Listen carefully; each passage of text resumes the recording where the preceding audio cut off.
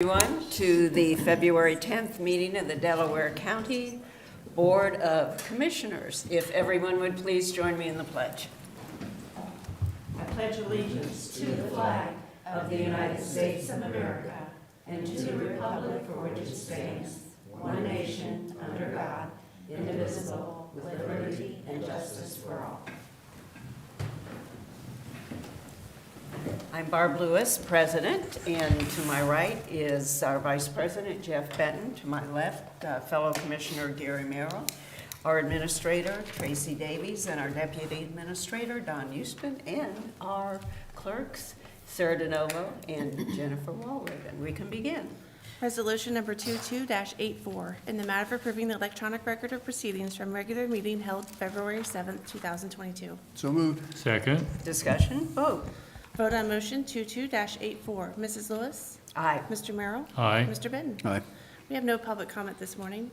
Resolution number 22-85, in the matter of approving purchase orders, then and now certificates and payments of warrants and batch number CMA PR 0209, and memo transfers and batch numbers MTA PR 0209. So moved. Second. Discussion, vote. Vote on motion 22-85. Mr. Merrill? Aye. Mrs. Lewis? Aye. Mr. Benton? Aye. Resolution number 22-86, in the matter of approving a liquor license request from A.D. Farrow Company and forwarding to the Ohio Division of Liquor Control with no objections and no request for a hearing. So moved. Second. Discussion, vote. Vote on motion 22-86. Mr. Benton? Aye. Mr. Merrill? Aye. Mrs. Lewis? Aye. Resolution number 22-87, in the matter for confirming appointees to the Delaware County Economic Development Revolving Loan Fund Committee. So moved. I'm sorry. Second. Discussion, Good morning, Commissioners. Rob Platt, Well Economic Development. This is a resolution to reappoint and/or confirm the 7 members of the revolving loan fund. I can confirm for you, I have spoken with and/or confirmed that these people are the appointees or the desired appointee of the entity that serves on the revolving loan fund. So we're asking you to approve this since there has been some changes and some turnover in the board members. Thank you. oh, okay. Who's on the committee then? Could you? Sir, so it's a 7-member board. The first 3 members are permanent members to the board. The county treasurer serves as the chair of the board. The county administrator, the county economic development director, or in this case it would be the interim. And then the other 4 members of the board are appointed by the county to represent the entities that are involved with the fund. For Liberty Township, it's Shira Highcorn. For Orange Township, Lisa Kraft. For the Finance Authority, it will be Kent Schaefer. And there is a vacancy that we're filling with Tim Wilson with CVB. Obviously, Tim has intimate knowledge of the needs of the businesses in our community. Okay, And they've all been, thank you. and all the 4 have all been with the blessing of their organizations that they're representing. That is correct. Okay. Okay, vote. Vote on motion 22-87. Mrs. Lewis? Aye. Mr. Merrill? Aye. Mr. Benton? Aye. Thank you. Thank you, Thanks, Rob. Rob.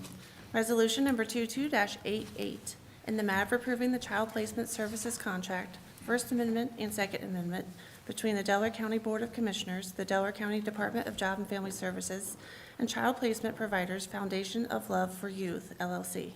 So moved. Second. Discussion, Good morning, Commissioners. I'm Jennifer Wattenshade, the Business Administrator for Job and Family Services.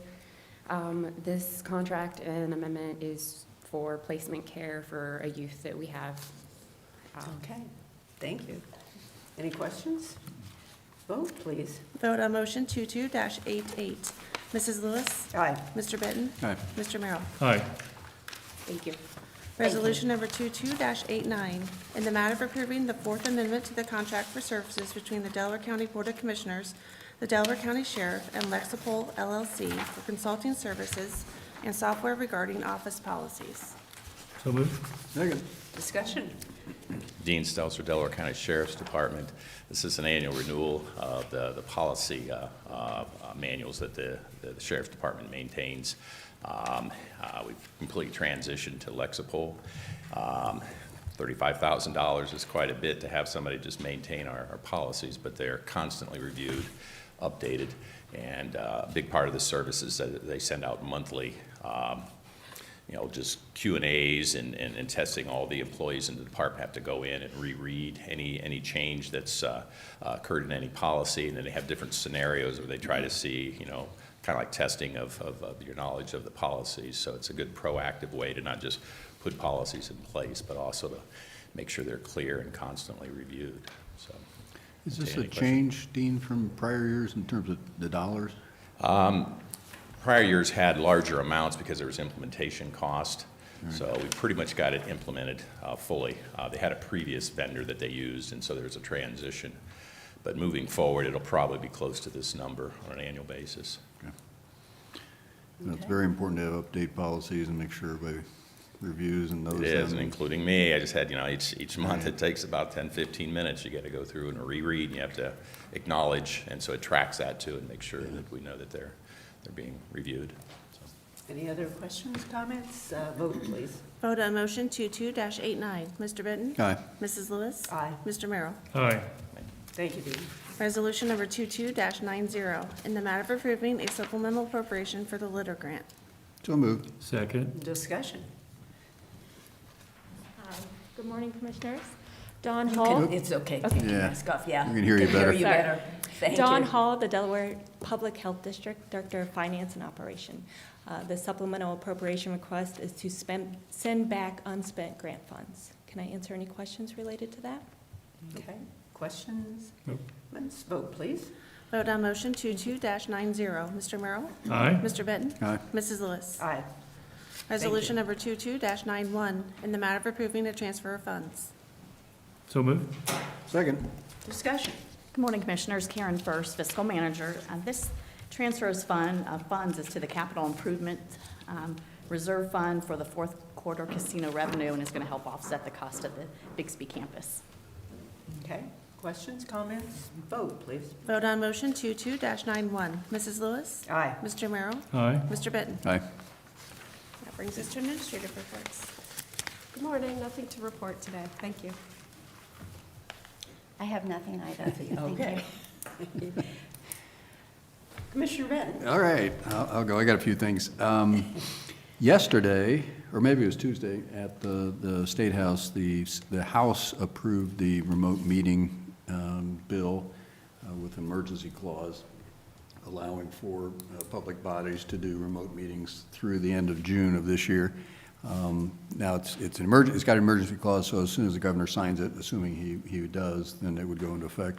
I think, again, for practical reasons, it makes a lot of sense. We go to a lot of meetings, they're out of town, for a short meeting, and you have to drive all the, Mount Vernon or Marysville for a 5-minute meeting, and or other routine meetings.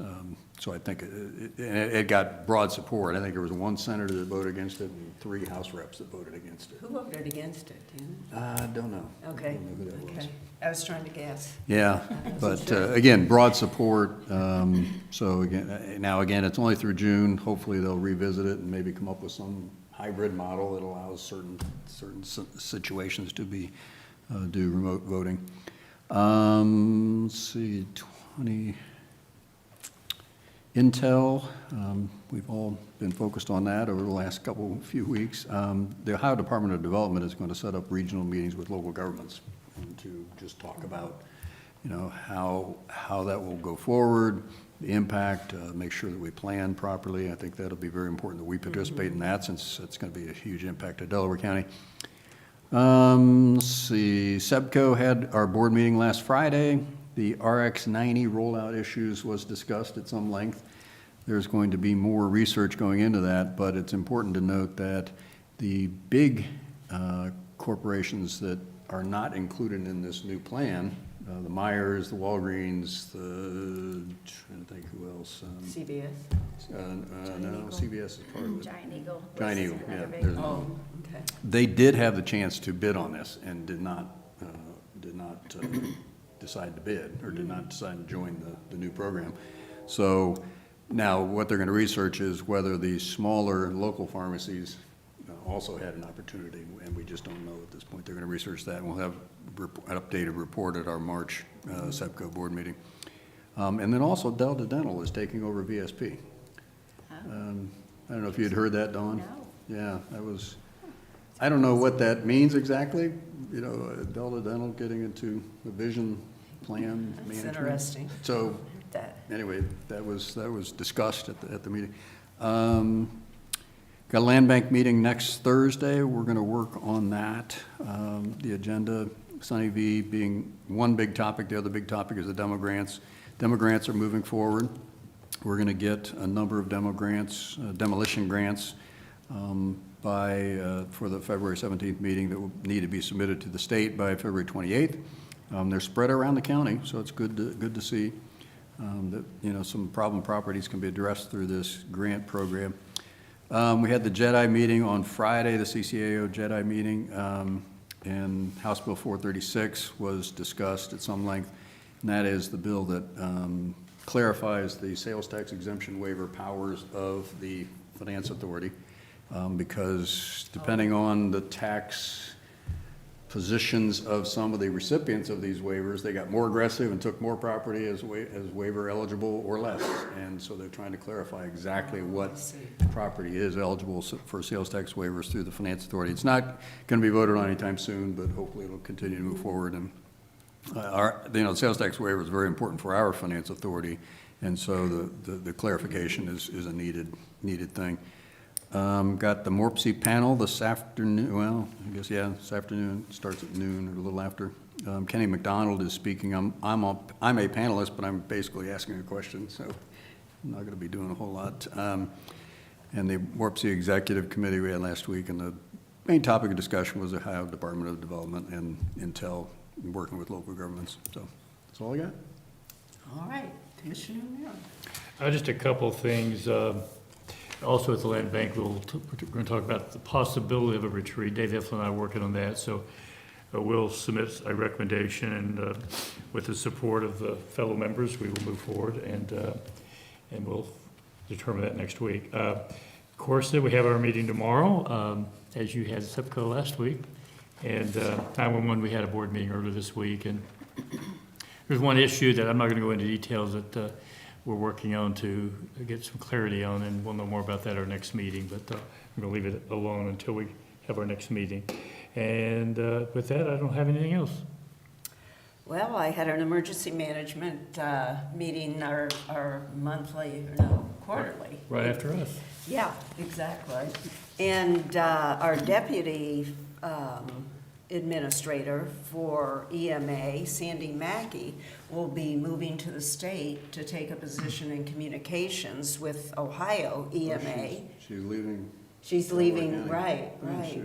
right, yes. So we just learned that at our meeting, and it's a very good position, and she's very excited. I mean, it's a great career move for her, and so we wish her well, and congratulations.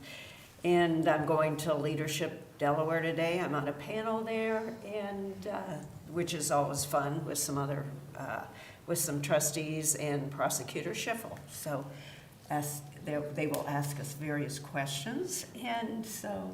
I'm smiling. Yeah. The question It'll they be fun. ask every year, Yeah. and they kid me about it, is I know what do the you're gonna taxpayers say. prefer more service or lower taxes?